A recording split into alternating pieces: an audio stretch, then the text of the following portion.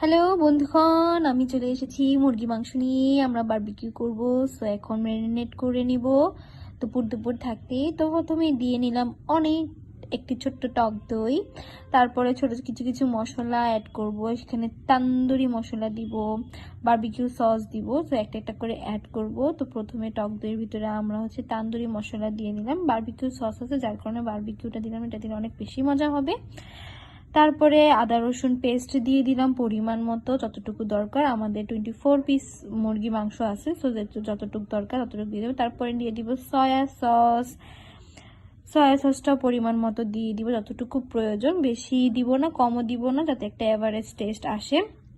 তারপরে একটু chilli powder দিয়ে নিব, কারণ এইটাতে একটু ঝাল ঝাল স্পাইসিস হবে, কারণ ঝাল ঝাল হলেই তো বেশি মজা লাগে।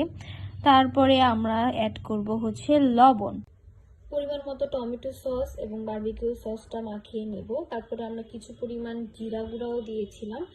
তারপর এটার ভিতরে লেবুর রসটা দিয়ে ভালোভাবে মশলাটা মাখিয়ে দেন চিকেনগুলো দিয়ে ভালোভাবে মশলাটা একদম ভিতরে মাখিয়ে নিব। আর অনেক সময় ধরে রেখে দিব। অনেক আগে ম্যারিনেট করে রাখলে খাবার বারবিকিউর টেস্ট আরও বেশি মজা হয়। তারপরে এই যে আমার দাদি রোদে বসে আছে, কত সুন্দর লাগতেছে তাকে শাড়ি পরাতে। তারপরে আমাদের কাজ শেষ। এখন সুন্দরভাবে এটা ঢেকে রেখে দিব একদম রাত পর্যন্ত। তারপরে লাস্ট মুহূর্তে কিছু ধনিয়া গুঁড়া আর টেস্টিং সল্ট অ্যাড করি।